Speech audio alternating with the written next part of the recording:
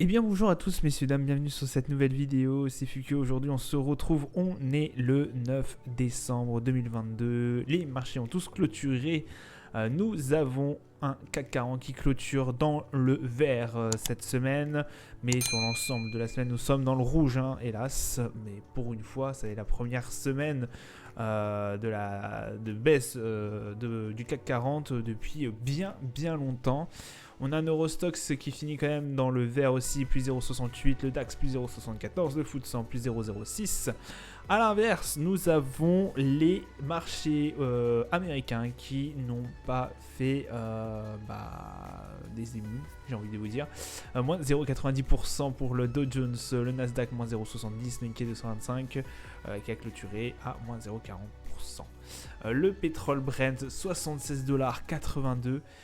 Petite hausse de plus 0,40% et quelques. L'or qui ne cesse de grimper. On est à 1796,85 $ et l'euro USD à 1,053. On a un Bitcoin qui est aussi aux environs des 17 158 $. Bon, comme dans le reste de la semaine, j'ai envie de vous dire pas beaucoup de mouvements. Alors s'il y en a eu effectivement au moment de certaines annonces américaines, mais pas non plus énormément de choses à dire. On est toujours sur le coup de la Fed. On attend avec impatience de ce que va faire la Fed prochainement. Donc voilà, à suivre bien évidemment de très près. La semaine prochaine va être extrêmement intense entre les décisions, l'inflation au niveau des US, les décisions de relèvement de taux. Je crois qu'il y a aussi dans la foulée Jérôme Powell qui va intervenir, qui va faire c'est une conférence. Donc voilà, quelque chose de énormément suivi par beaucoup de monde. Donc semaine charnière la semaine prochaine, et de toute façon ça sera l'une des dernières grosses, ça sera la dernière grosse semaine je pense, enfin aussi chargée de l'année, hein. Donc voilà, à surveiller de très près.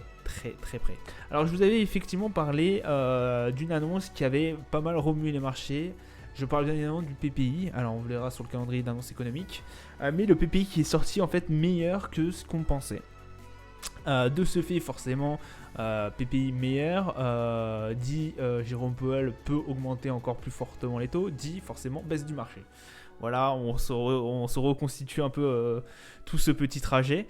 Donc voilà, c'est pourquoi les marchés, notamment américains, n'ont pas du tout apprécié le PPI. Et par la suite, quand même, il y a eu aussi un autre indicateur, mais lui, j'ai pas eu l'impression qu'il y a eu énormément de... Voilà, il n'y a pas eu énormément de mouvements à ce moment-là. C'est le Michigan Consumer, l'indice du Michigan. C'est le sentiment des consommateurs au niveau des US et il a été meilleur que ce qu'on pensait, je crois, de tête. Donc voilà, les consommateurs plus enclins, voilà, une meilleure dynamique, plus enclins à acheter. Voilà, ça a quand même pas mal pricé, à moins 0,90% sur le Dow Jones. Je vous avoue qu'on n'était pas forcément très près. Donc voilà.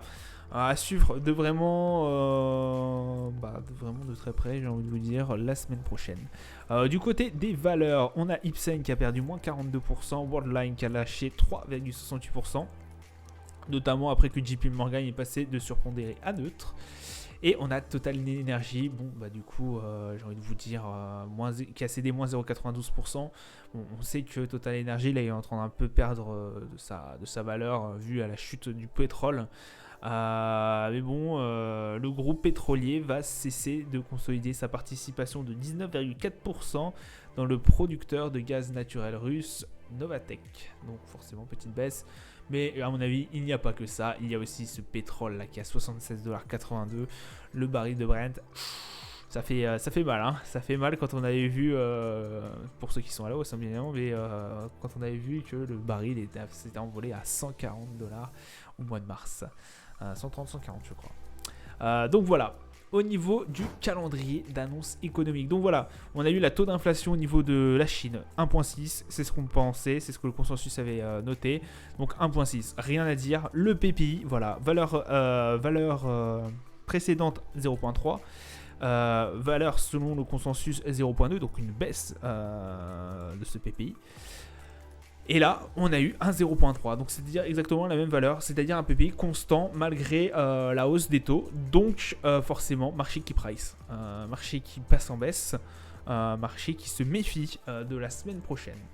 Donc voilà aussi une grande des conséquences qui se passera, enfin une des conséquences qui se passe, qui pourrait se passer au niveau américain la semaine prochaine. Le Michigan Consumer, bon voilà, meilleur que ce qu'on pensait. Je vous rappelle, on attendait 56.9, donc c'est-à-dire une petite augmentation du Michigan Consumer. Absolument pas. Absolument pas. On a une redynamique là-dessus. 59.1, c'est énorme hein, par rapport à ce qu'on prévoyait. Donc une grosse dépréciation. On voit que les consommateurs, franchement, le sentiment des consommateurs est en meilleure forme que ce qu'on pensait, au niveau US en tout cas. Donc voilà, ça peut être pris en compte aussi. Voilà, c'est même un indicateur phare. Savoir si les consommateurs, quel sentiment ont les consommateurs. Mais il est meilleur que ce qu'on pensait. Il est meilleur que ce qu'on pensait. Incroyable. Malgré la hausse des taux en plus. Malgré cette inflation, malgré la hausse des taux, le Michigan Consumer reste très très bon et est en train de bien augmenter. Hein. Je vous rappelle que le 59.1, ça fait quand même un petit temps qu'on ne l'a pas vu. La dernière fois, on l'avait vu en mai. Et encore, on était à 58.4. Donc, ouais, ça commence à refaire. Ça commence à faire un petit temps. Voilà. Au niveau de lundi. Alors, lundi. Pourquoi c'est pas mis lundi ? On est quand même au niveau de la Grande-Bretagne. Le PIB mensuel à 7h. Ouais, comme ça, c'est sera mis à 7h, 8h et quelques. Donc voilà, à suivre pour ceux qui sont au niveau du GBP. L'Australie, l'indice de confiance des consommateurs, 23 minutes 30 et minutes 30 aussi, changement de confiance des consommateurs. 20 minutes 30 et quelques. Donc là, vous aurez la variation qu'on a. On verra la variation aussi, les changements, la variation de l'indice des confiances des consommateurs. Bon, à checker ça aussi au niveau australien.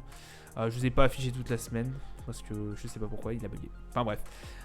Au niveau du marché, alors on va commencer déjà par le Nasdaq, ça serait déjà pas mal. Le Nasdaq en nette baisse. Hier, on avait réussi à monter un peu. On est en train de redescendre. 11 544.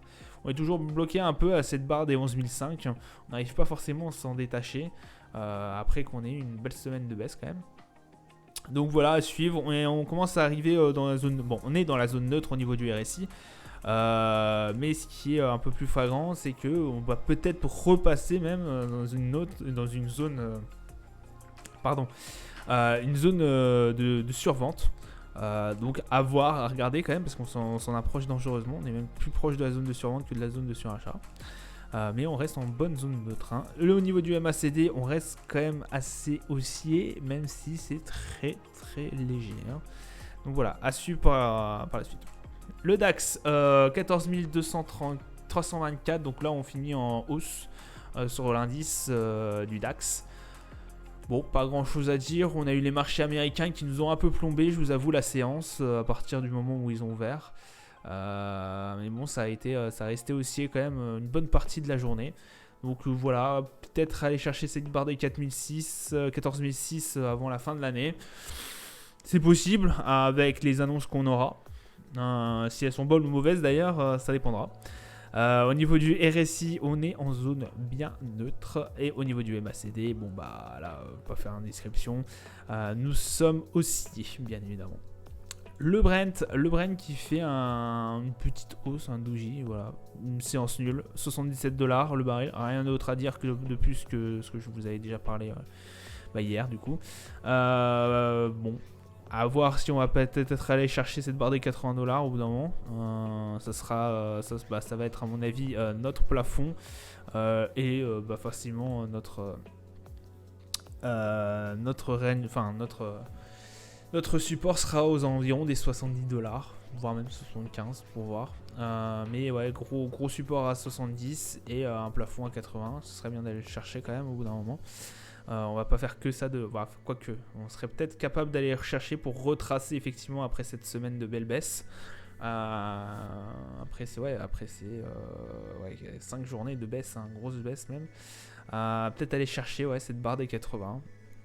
Là, ça serait beaucoup plus technique à mon avis. Là, on va attaquer un peu plus technique que plutôt fondamental sur cette analyse du Brent. Je pense que oui, effectivement, on ira chercher les 80 dollars à un moment donné. Parce qu'il va falloir tracer, hein, parce que là, on a quand même 4-5 séances de grosses baisses. Au niveau du RSI, on est bien en zone de survente. Au niveau du MACD, bon, on est quand même complètement baissier, hein. Là, il n'y a pas de photo. Donc voilà, à voir quand même, à suivre d'assez près. On est les plus bas quand même depuis, je vous avais dit, depuis décembre, depuis même janvier 2022. Donc à checker quand même d'assez près. Au niveau de l'or, 1796,94 $. Incroyable, on est repassé sur les plus hauts. Au bout d'un moment, voilà, en milieu de matinée au niveau du CAC. Enfin, midi, voilà. Midi, à partir aux environs de midi, on avait quand même dépassé ces 1800 et quelques bananes. Donc ouais, super. L'or qui entame encore une belle semaine de hausse. Malgré 2 légères baisses qui nous ont entaché un peu la semaine dernière, même 2 grosses baisses. Là, on est en train de reprendre du poil de la bête pour aller tâter cette barre des 1837 que je vous avais collé là. On va commencer à arriver en zone de surachat au niveau du MACD, donc attention quand même. Le niveau du RSI. Au niveau du MACD, on est toujours bien haussier. De toute façon, là, je vais pas vous faire un dessin. Vous l'avez devant vous. De toute façon, c'est bien haussier. Depuis début novembre. Donc oui, il y a eu des retracements, mais après ça reste quand même dans l'ensemble pas si mal que ça. Le S&P qui nous fait aussi, qui revient sur ses pas d'hier, 3929. On n'a pas été chercher cette barre des 4100. On est vraiment tout bas sur les environs des 4000 et quelques, des 3009 pardon. Je dis ça parce qu'en fait, voilà, là vous voyez bien qu'il y avait, il y a effectivement une barre qu'on n'arrive pas forcément à céder par le bas.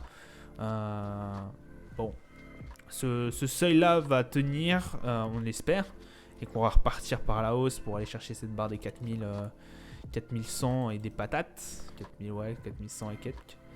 Ça serait bien d'aller la chercher et puis après ça dépend forcément, là ça va être beaucoup plus fondamental, ça va dépendre si les nouvelles sont bonnes ou pas, hein, au niveau d'inflation. Là franchement, ce qui va se passer forcément, hormis le Brent où il peut se passer encore des choses plus intéressantes, enfin ça peut être très technique encore ou même un peu plus fondamental, enfin ça peut être les deux, mais le rebond là par exemple pour le Brent, ça peut être beaucoup plus technique, par exemple pour lundi.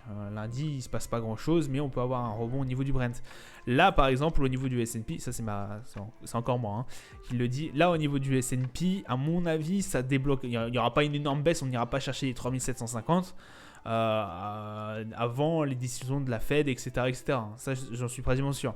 Cette barre là elle tiendra et il ne se passera pas grand chose, peut-être des baisses et tout, mais on n'ira pas chercher, on n'aura pas des grosses bougies énormes avant que tout passe, avant que l'inflation elle sorte, avant que le discours de Jérôme Powell, avant le relèvement des taux, etc.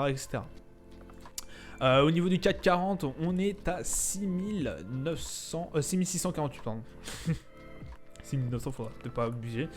On a tapé encore une fois la barre des 6629, on l'a tenu. Là c'est pareil, hein. Là soit on va aller chercher nos plus hauts, donc les 6007, 6008